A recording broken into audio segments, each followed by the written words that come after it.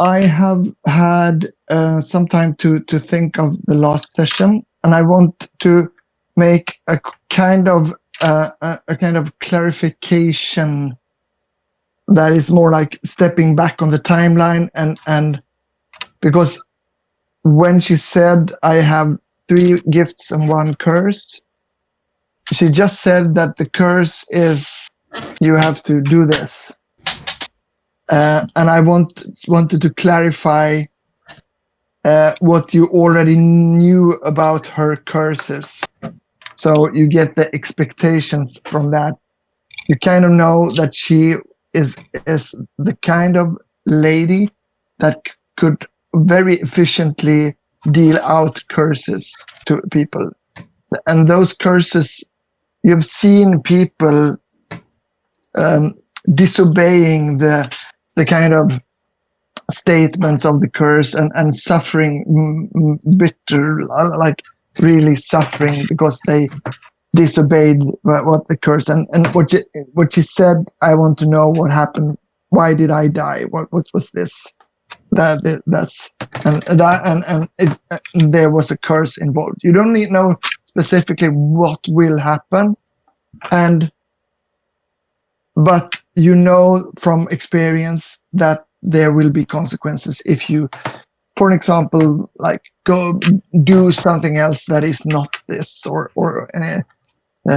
like that. All right. Okay, let's start immediately. I will go back to Miro. May I ask a question while you try to do something else? I still don't think I know what we can do or not do, and I will not ask something like can I or may I while we are playing, because somebody taught me that's no. No, that's okay for me. So you'll have to explain sooner or later how we get things accomplished.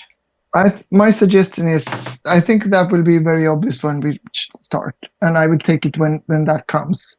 But I can tell you, you can basically do whatever you want. There's no restrictions. If you say something, try. But the probability that you will kind of get through with it and succeed, that's depending on how many aspects on your character sheet. It's very similar to Primetime Adventures. That we like you see that you collected different aspects on your character sheets, and that kind of increased your probability. But I think we will take that when that comes up.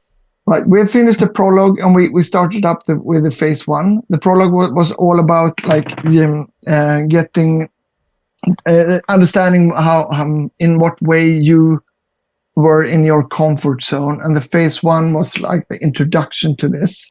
And you see in this area here, I have something called flags, and this is a kind of the expectations that we have. I have. Or actually we have on the story.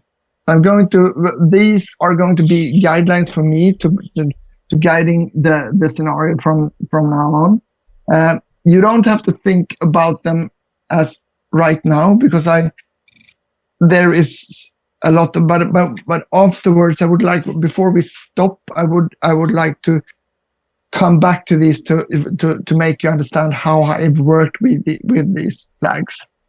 I think we will immediately establish that this right now, I think we finished with it's being late night last time, right? Yes. It was like, so, and I think, so just getting back to where I remember you were, your character, Max, kind of put the body of the mayor in some kind of bag or something, or you kind of cut it up and like disposed of it and put it somewhere, and then you kind of took that to somewhere and you went to sleep. No, my character didn't know that we were going to sleep in the town. basically. But I was cutting up and taking parts that I could use later. Yeah. So more for storage, and put them in my backpack, big backpack, and then probably she'll look if she looks through the body and see what's valuable, what can you do with, and then goes to sleep. Yeah. Just and your character went together with your daughter, went back to the and kind of got like slept in a room together with your daughter there, and she followed you. Mm-hmm. And That's right. And Helma, your character, when you were kind of finding a place to sleep in the mayor's house. Yes. And so I suggest that we, if you don't have any special thing that you want to do during the night, that you want to start during the night, otherwise we can start like in the morning after, and then if you want to do anything, just tell me. I probably go back to the saloon in the morning, check how the others had it during the night. Yes. I think my character is up very early and cooking breakfast. I don't want to hear about that.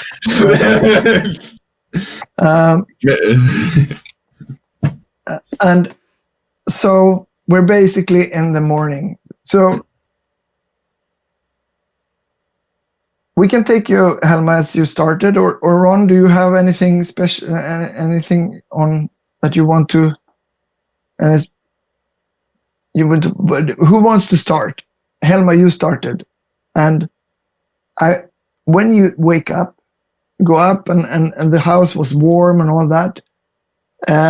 But when you move out, and there's some people standing outside, and it's by looking at them like through the window, through the curtains, you can immediately see that this is common people of the town. Some people that you even, yeah, and that's not many. It's like 15 people. Most of them seem old. Some of them are like, they look like a bit sick, and they are scattered around the mayor's house and just kind of waiting for something there. You can see that immediately when you outside the house. When you say they are around the house, that means no sneaking out of the back doors. Yes, you can do that if you want to. That's absolutely something that you can do if you want. You want to leave then, and then you want to like postpone. I think you should. This is a very good example. You can take a roll for this immediately, and I can explain to you what happens. You have basically stated what you wanted to do, and this is something that can either succeed or not succeed, and everything in between there. So we want to determine how this goes, and you say, I want to sneak out of that. So what we do is we have to look at the character sheet. May I clarify just to make sure? What I want to do is I'd rather not talk to people before I have talked to the others that were with me at the seance. No, I understand. And this is from a conflict point of view. This is they're not outside there trying to kill you. So there will be the most severe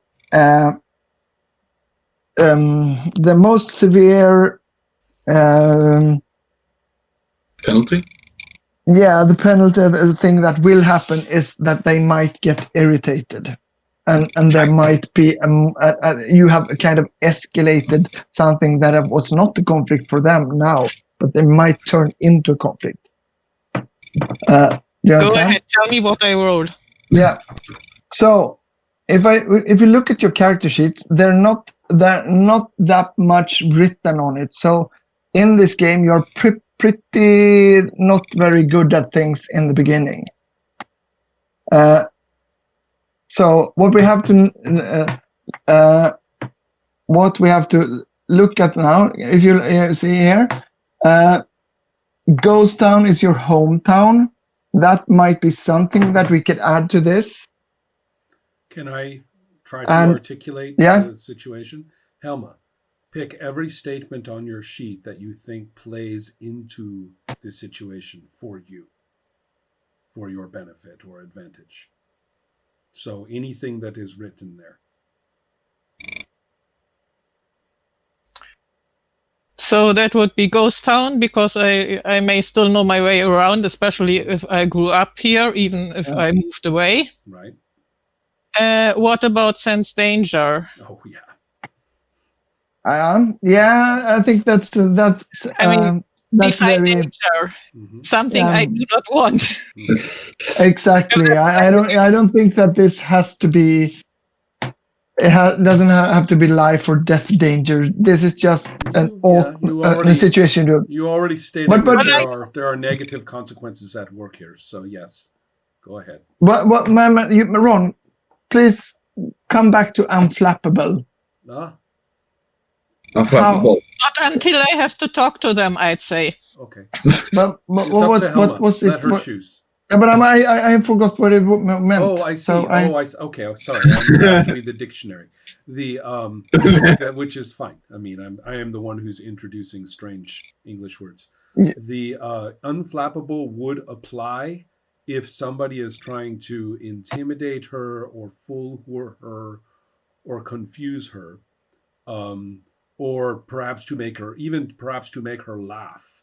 Anybody who is trying to change her mood or distract her in any way, or scare her, any of these things, unflappable. So she's not very hard to, and it's a British word. An unflappable person is somebody who just maintains the British face through all the different problems and attempts to ruin their situation. So if you say like not easily disturbed by others or easily, right, not distracted, not disturbed. Your mood cannot be quickly changed by others. At least visibly. Right, exactly.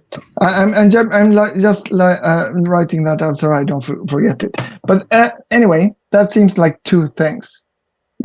Journalist is probably nothing. Confused is not to your advantage in this case. But Ghost Town and Sense Danger. That means that we can collect two. So if it had been just one, then it had been like a D4. But now it's 2. Then it is D4, D6. Right. So the number of aspects you get increase the size of the dice you're allowed to use. So I'm using 2 dice, a 4 and a 6, or only a 6? One die. Only one. Only the 6. Mm-hmm. So now so what? And then we look at what you're trying to do. They are trying to they're waiting for you. They want to see you, and they you're wait not. For somebody. Mm-hmm. Yeah, they're waiting for somebody because they've heard that they. Oh yeah. So what you're going to do now? We have to determine what kind of action this is, and are you? If you, for example, were trying to force your way through the crowd and trying to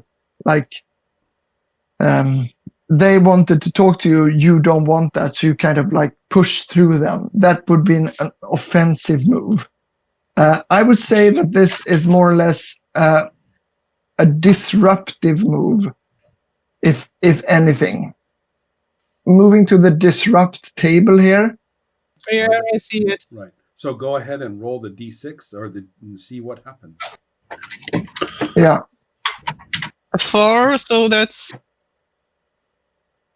that means your disruptive move might not be successful, but at least that it distracts the attention of an enemy or moves it to another allies.